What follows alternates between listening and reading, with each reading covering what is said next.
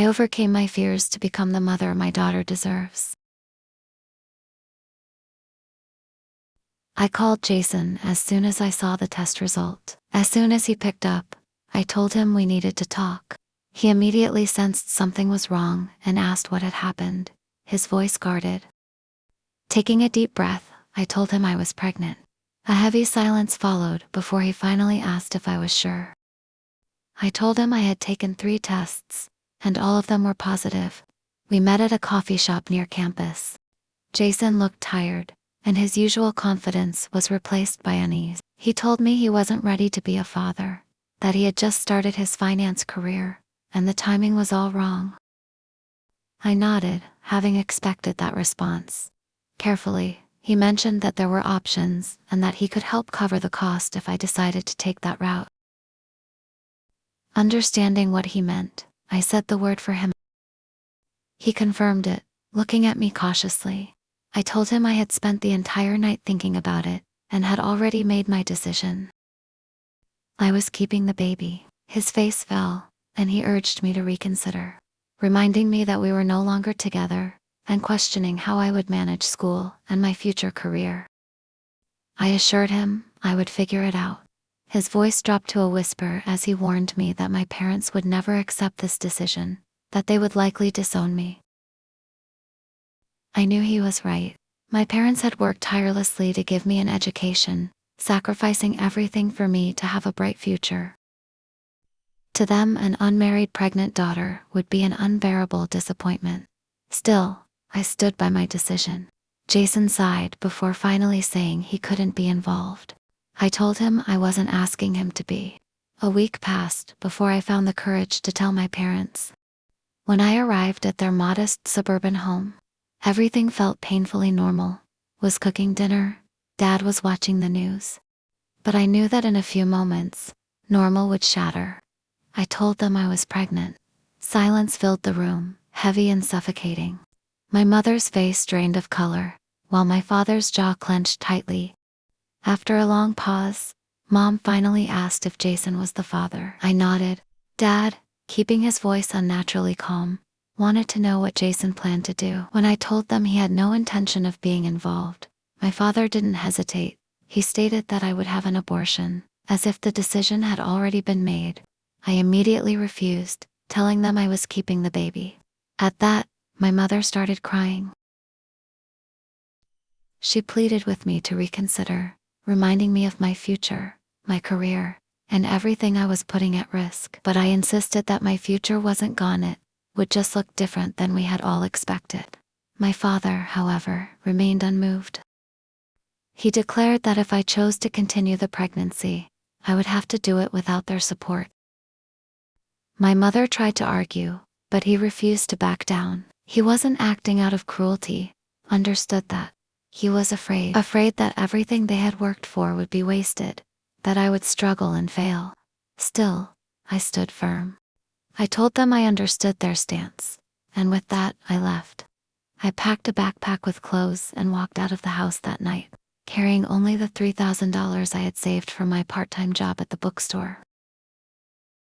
At the door, my mother hugged me tightly and slipped her gold bracelet into my hand, whispering that I should sell it if I ever needed to. I walked away, feeling the full weight of my decision. The next few weeks blurred into exhaustion. I found a tiny studio apartment that barely fit my budget, increased my hours at the bookstore, and took on extra shifts at a downtown pharmacy. Sleep became a luxury I could no longer afford. The hardest part was figuring out my school schedule. When I approached my professors, I braced myself for judgment, but Dr. Martinez, my pharmacology professor, surprised me. She reassured me that I wasn't the first student to go through this, and told me I was too talented to let it derail my future. She worked with me to restructure my schedule and even introduced me to Lisa, a former student who had faced the same challenge. Lisa quickly became my lifeline. She showed me how to apply for assistance programs, helped me find a safer apartment, and connected me to a group of single mothers who supported each other in any way they could. She told me that the key to survival was learning to accept help, that pride was a luxury I couldn't afford anymore. By my second trimester, I had settled into an exhausting but steady routine. Classes and clinical rotations during the day, work at night, and studying whenever I could squeeze it in. My apartment slowly turned into a home, with a secondhand crib and baby clothes from thrift stores filling the small space. I missed my parents desperately. Late at night, I would dial their number, only to hang up before it connected. I often wondered if they thought about me, if they regretted giving me that ultimatum. Jason and I still crossed paths on campus. Whenever that happened, he made a point to avoid eye contact. Sometimes, he would even change direction to avoid walking past me. But once, I caught him staring at my growing belly. His expression was unreadable, somewhere between guilt and hesitation. One day, when we unexpectedly ran into each other, I told him that he could still be part of this if he wanted, even though we weren't together. He hesitated for a long moment before shaking his head and apologizing, saying he just couldn't do it. His words stung, but I had stopped expecting anything different. As my due date approached, the weight of what lay ahead felt heavier. I worried about how I would manage my final months of school with a newborn, how I would afford childcare once I started working full-time. Dr. Martinez must have noticed my growing anxiety. She called me into her office one afternoon and told me that she had spoken with the program director. They had agreed to offer me a flexible schedule, giving me an extra semester to complete my clinical hours. Overwhelmed with relief, I broke down in tears. She assured me that I wasn't alone in this, reminding me that there were people willing to help. My water broke 3 weeks early right in the middle of my pharmacy law exam. I forced myself to finish the test, handed it in, and then called a cab to the hospital. There wasn't time to be scared. 12 hours later, I held my daughter in my arms for the first time. Emma Collins, 6 pounds, 3 ounces, a full head of dark hair and her father's dimples.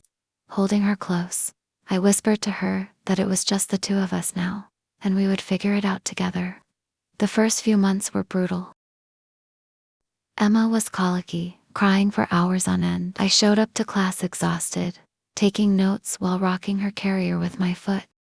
My professors pretended not to notice when I nursed her discreetly in the back of lecture halls. But I wasn't completely alone. My elderly neighbors and a grad student in my building took turns babysitting when my schedule overlapped. Lisa's support network provided hand-me-downs and advice. Martinez let me use her office to pump between classes. Despite everything, I managed to stay on track. Every exam I passed, every completed rotation felt like another victory against the odds. Then, 6 months after Emma was born, my mother showed up at my door. She looked at me, then at Emma, and I could see her eyes filling with tears. She told me that she had been checking on me through Dr.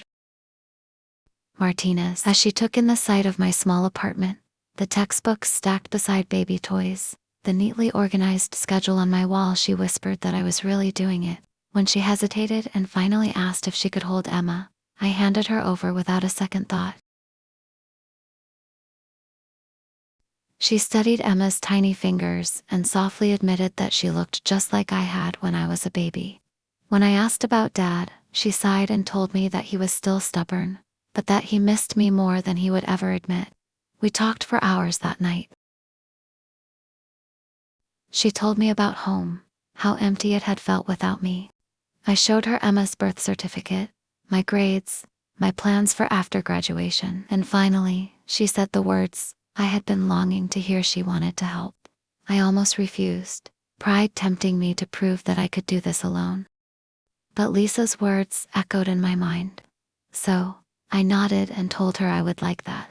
Mom started visiting 3 times a week, watching Emma while I studied, stocking my freezer with home-cooked meals.